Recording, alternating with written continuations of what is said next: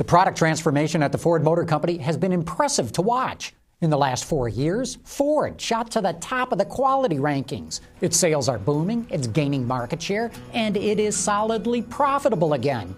A key reason why Ford's cars and trucks have become so much better is because 4 years ago, Derek Kuzak was put in charge of global product development.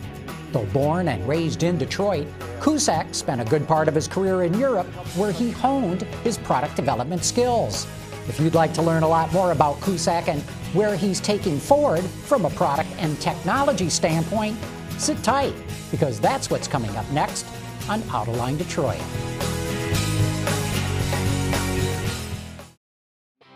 From our studios in the Motor City, this is Autoline. Here now is John McElroy. Thanks for joining us here in the studio with Derek Kuzak, the Group Vice President for Global Product Development for the Ford Motor Company. Great having you here on Autoline. Great to be here, John. Thank you. And also joining me today, Tony Swan from Car and Driver Magazine. Great having you here, Tony. Thank you, John. And Paul Eisenstein from the Detroit Bureau. And writing for a whole bunch of others on top of that, too. Great having you here, too, Paul. Thank you, John. Well, let's jump into it. Derek, it's been so impressive to see how much the Ford Motor Company has changed in the last 3 years. You've got this plan you call One Ford, get everybody globally on board. From a product development standpoint, are you there yet? Is there still more work to go? How do you assess your journey so far in trying to get this giant corporation hitting on all cylinders globally? John, in a business as competitive as ours, you're never there yet. We've clearly made progress. The second bullet point around the One Ford plan is about accelerating product development and giving customers vehicles that they want and value. And we've made progress there. A big portion was integrating Ford. A big portion is focused on product excellence. But we've only, frankly, just started. And we have a wave of new products that are coming. And our intention is to continue to provide vehicles that really customers love. That's the way we talk about it. Emotive vehicles that they love. So the company's very profitable right now, even though the American market's nowhere near as back to where it was just a few years ago. That would suggest there's really good times ahead for Ford yet. Well, I think the industry is growing globally, but it's growing at a steady pace, which is probably the right thing for the industry. And clearly, we're confident about the future, but we're not overly confident. We have to keep delivering the plan, keep delivering year-over-year improvements in our products, and keep delivering year-over improvements in what we call operational excellence, which is the efficiency of how we deliver our products. Derek, you had an announcement this week about new powertrain technology. It's intriguing to me because for what John was saying about the progress Ford has made, perhaps nowhere is it more visible to gearheads than on the powertrain side, an area where, frankly, Ford lacked for a long time. Talk a little bit about some of the changes and what this is going to mean, how important powertrain is. Well, powertrain is a part of our overall equipment to fuel economy, and being a fuel economy leader with each and every new vehicle we introduce. A big portion of that is attention to detail in areas like aerodynamics, all of the efficiency in the entire driveline. But another big portion of that, as you indicated, is powertrain technology. And that, for example, a shining star therefore is EcoBoost engines, where the intention is to provide customers both performance and fuel economy. We always talk about the challenge in product development is giving customers and solutions, and EcoBoost is one of those. And EcoBoost engines provide 10 to 20% fuel economy. Our approach is to replace V8s with V6s, V6s with smaller displacements I4s, and smaller displacement I4s with larger displacements I4s. We recently extended the range all the way to a 1-liter i3 engine that in the future will replace larger displacement I4s. And it really is a complete range now of V6s and i4 EcoBoost engines. That will be in 90% of our vehicles in the U.S., 80% globally by 2013. So it's a big part of our fuel economy story. And you're also doing a new multi-gear transmission, what is it, 8-speed. So it seems like a lot of the, there was talk about there's no more low-hanging fruit. It seems like you're discovering all sorts of ways to get 2, 4, 6, 10% savings with a lot of additional developments. Absolutely. And so it's not just engines, as you indicated, it's transmissions. we've made a real commitment to 6-speed transmissions, going 100% across the board by 2013. We've made a commitment to electric power steering. I think probably within the industry, the most rapid migration in the industry to electric power steering, driven not only by fuel economy, but also great steering. So it is all about attention to detail. Clearly, electrification is important, but we consider everything we do to try to improve not only electrified powertrains, but even gasoline and diesel powertrains. When are we going to see some diesels here in passenger cars from Ford?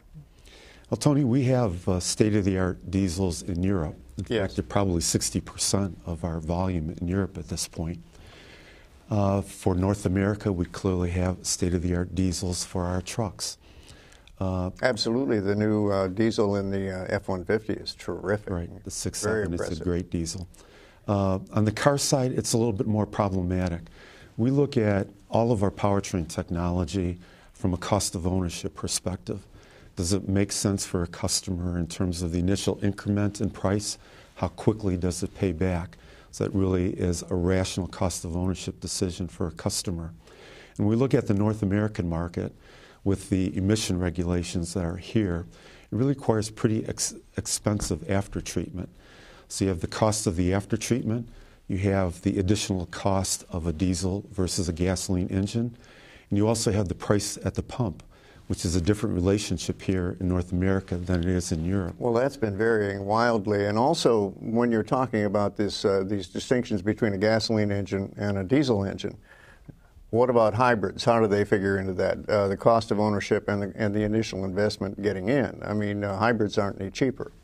Well, just so I'll finish the story. When you add all that up together, diesels from a cost of ownership perspective take a really long time in the North American market for customers to achieve a payback. Hybrids have a similar story, although we continuously improve the cost efficiency of our hybrids. And they also have a bit of a panache, particularly with North American customers.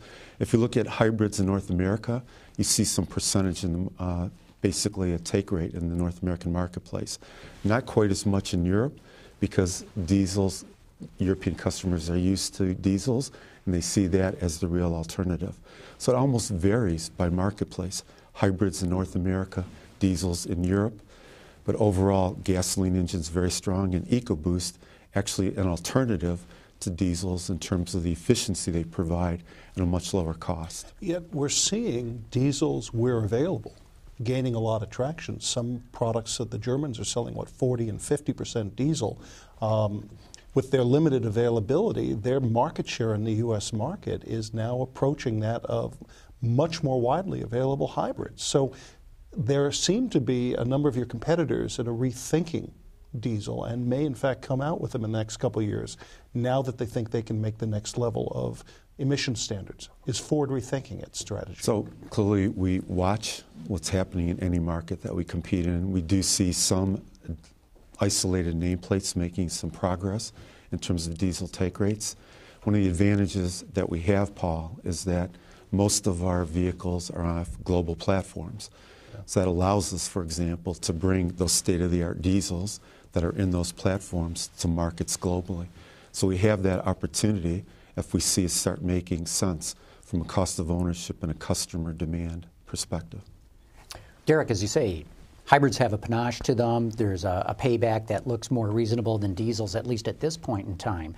But as you well know, hybrids in the U.S. market are still less than 3% of the market. Even with $4 a gallon gasoline, they're less than 3%. Half of all hybrid sales are one car, the Toyota Prius. I can't believe anybody else other than the Prius is making money as a hybrid.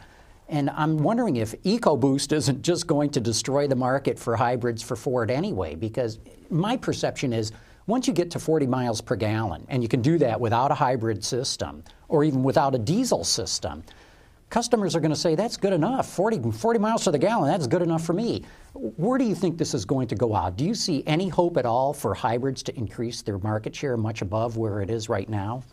Well, part of our thought process, John, around electrified vehicles, whether hybrids, plug-in, or battery electric, is this, for us, is long-term. There's a commitment to year-over-year substantial improvement in our fuel economy and a CO2 reduction year-over-year. It's a commitment that's based around, driven by customers, also driven by climate change, and viewing that as an issue that we need to be part of the solution of. And as we look to that future and that continuous year-over-year improvement, you get to the point, even in spite of what Paul indicated, attention to the detail, that electrified vehicles will have to become part of the solution, an increasingly higher percentage of our volume. And the one way to deliver on that is to keep learning how to deliver those vehicles more attractively to customers in terms of their cost structure, more attractive in their design, how they perform. And recognize we're not just talking about North America or Europe, you're talking about global markets, you're talking about cities where people live 20 to 30 million in cities that are really constrained in their size. So this is not just for us today, it's a view to the future. One of the things that I'm curious about is we're seeing a trend to very aggressive electrification on the luxury end of the market. Now, that much of luxury sales, but perhaps no makers seem to be more aggressive in talking about battery power, plug-ins, regular hybrids, and pure electrics than you're seeing it with Porsche, Mercedes, BMW. Rolls-Royce. Rolls-Royce even, yes. I mean, BMW is starting an entire sub-brand purely for battery-based vehicles. Wonder what your thoughts are about that, and how will that affect your thinking and planning longer term for Lincoln? Well, actually, I don't have to talk about that longer term. I can talk about that today with Lincoln and the MKZ hybrid, which even today is the most fuel-efficient luxury sedan in the market at 41 miles per gallon on the highway. And we've been remarkably successful with that Lincoln hybrid, probably in some of the markets that we see as our biggest opportunity, the luxury markets on the West Coast. So markets like LA, San Francisco, and Seattle, where the Lincoln MKZ hybrid is selling at a 50% take rate. Out of Pacifica, it was the highest customer satisfaction hybrid in the market, the Lincoln MKZ. So we already see that as an opportunity, and we're actually already delivering on it, Paul. Talk a little bit more about Lincoln, because we here in the media, and I think others who really love cars, have been wondering what Ford's going to do with that brand. You're making improvements to it, but I'm wondering how serious a commitment is Ford to building Lincoln back to a true luxury brand? And by that I mean going toe-to-toe with Mercedes, Lexus, BMW, and so forth, and on a global basis. Well, we're absolutely committed to the Lincoln brand. We've made that very clear. In fact, what we've done within the company as a whole, where Lincoln now is the premium brand within the Ford enterprise, where Mercury has been discontinued, really allows us to bring that focus, both in terms of investment and people, to Lincoln. And increasingly, you'll see that happening over the course of this year. As you've indicated, John, we've made some steps. If you go back several years, I think it's clear that we probably weren't where we needed to be with Lincoln. With the MK products, Z, S, and T, we've made progress over the past few years, clearly given Lincoln a unique exterior design DNA. And then we've committed over the next 3 years to 7 new or significantly refreshed products. And I think that's a sense of the commitment we're going to make, and that includes a new entry in the highest growing segment, which would be the C, or the small car segment in the premium brand. That's a level of our commitment, and you'll start seeing that soon. Could you take the Lincoln brand, or will you take the Lincoln brand to places like the European market or Chinese market? Well, initially, our intent is to make it successful here in North America, and that's where our focus is going to be. We always have that opportunity to go outside of North America, particularly the way we're organized, particularly the way our vehicles are developed. But at this point, our all-consuming focus is Lincoln in North America. It would seem almost logical that in the long run you have a great opportunity, too great to miss, not to bring Lincoln into China, which seems to be rediscovering brands. In some cases, Buick's demonstrated this, brands that might not work anywhere else. Yeah, look what it did for Buick. Yeah, exactly. So it would seem like China would be, not necessarily Europe, would be your greatest opportunity to launch Lincoln overseas? It's a really great thought, Paul, and the opportunity is clearly there. And I didn't preclude that as part of the plan. All I indicated was in the immediate future, our concentration is on North America. This is a little bit tangential, but I wonder who came up with the term EcoBoost, because that person ought to get a medal or a raise or something, because it has so much traction, and all it is really is another way of saying turbocharging. Well, I stay out of nomenclature, Tony.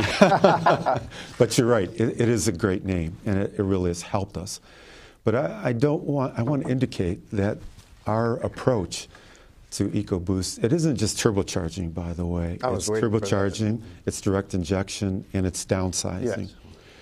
But it's really the software that controls it all, too, You're absolutely right, John. We have a large number of patents, and those patents, and we've been developing EcoBoost engines for almost a decade. And actually, a lot of the development work started in Europe, basically because of the conversation we had earlier. As diesel engine emission regulations became more and more stringent, there was a concern, what happens if they become so stringent, even in Europe, that they become unaffordable? And our initial thought process was EcoBoost as an alternative, and frankly, that's where it ended up, with just great low-end torque, which is what makes diesel engines so fun to drive, providing great fuel efficiency. But importantly, part of all of our work was the fun-to-drive element. You never have an issue with turbo lag in any Ford EcoBoost engine, and you get that great combination of performance and fuel economy. Other people have done it, but they've moved the balance either to fuel economy or performance. We found a way to deliver both, particularly low in torque, and a lot of that is in the sophistication of our control algorithms. You know, we've talked about powertrain, we've talked about basic vehicle design and globalization. One area which we'd be remiss not to talk about is the way that other technologies are invading the vehicle. Sure, fuel economy and performance are or have been critical to selling a car, but these days your sync system, crash avoidance technology and the like are essential to many buyers. And I think Ford has a policy that you like to sum up as sort of democratizing technology. Let's talk a little bit about that.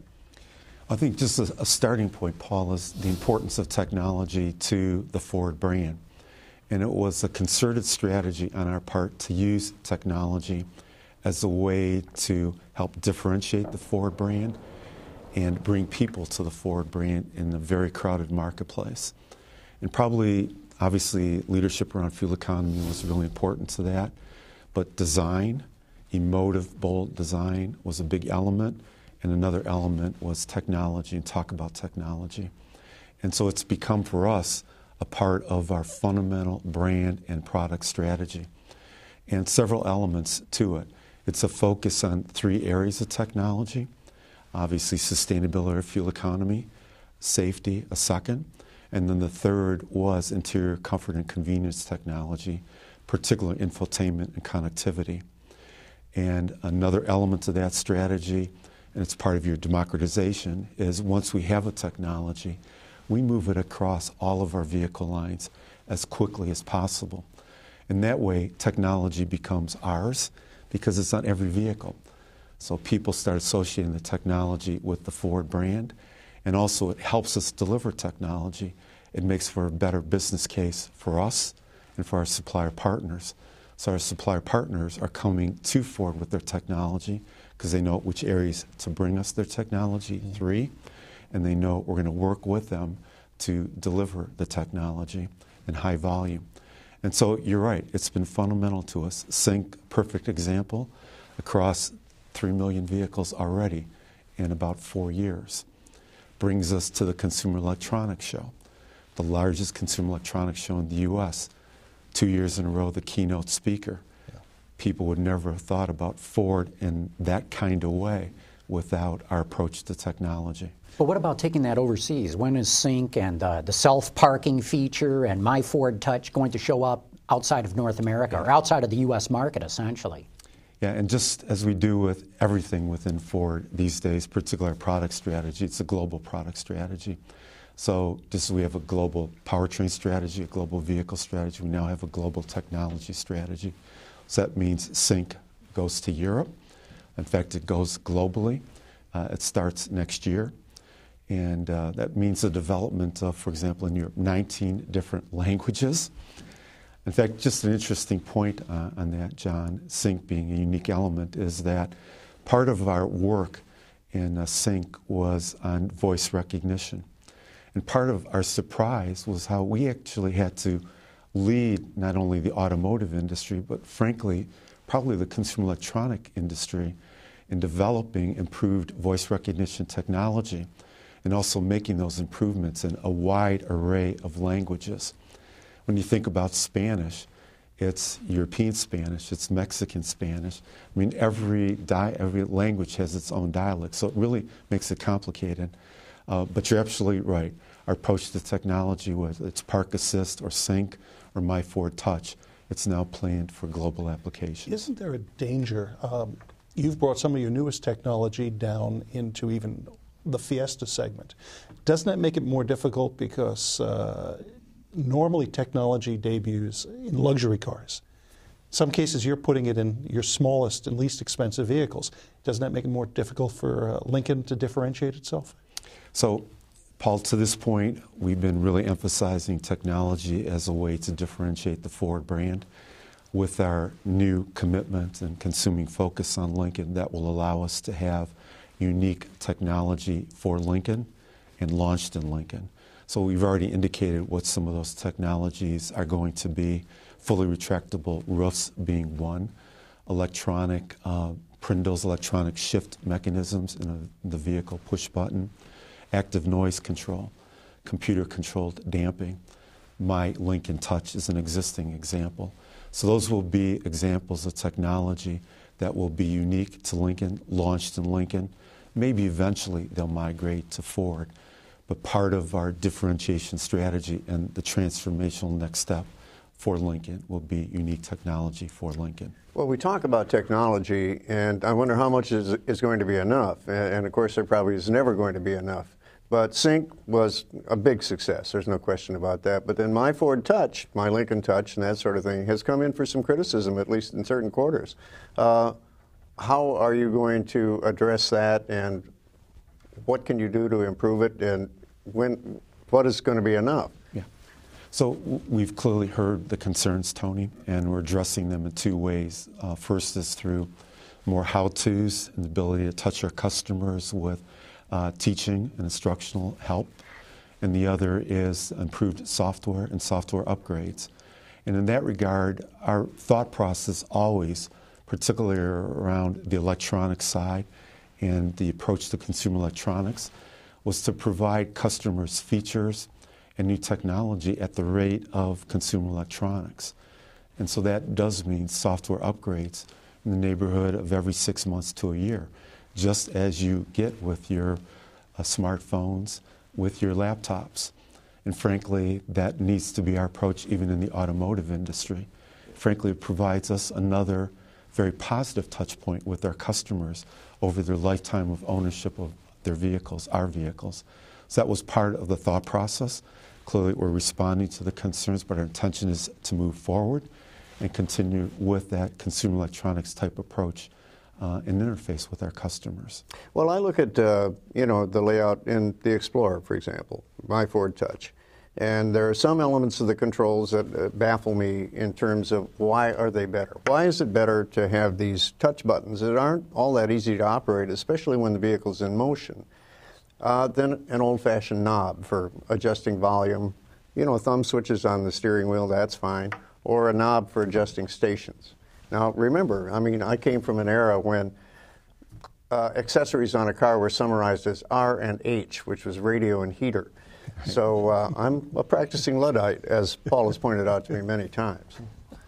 Tony, what we're doing is we're responding to the fact that customers really live today around information and entertainment.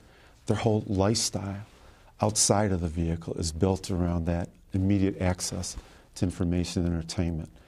We've judged the obligation to continue to provide them that access, although, importantly, in a way that's safe and intuitive, that allows them to keep their eyes on the road and their hands on the wheel.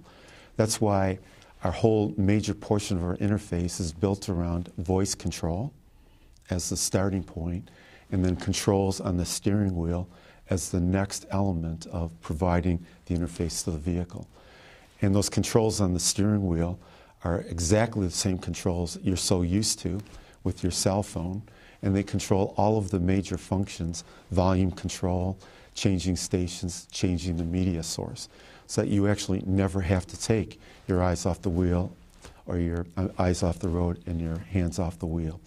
So that's the way my Ford Touch and my Lincoln Touch were conceived, and there's some opportunities for improvement and responding to those opportunities. And on that note, we're going to have to wrap it up. Thanks so much for coming on Autoline Detroit. It's been great having you here, Derek. Thanks, John. Great questions, great dialogue. Thank you. And thank you, Tony, and thank you, Paul. It's been great having both of you here, and thank all of you for tuning in.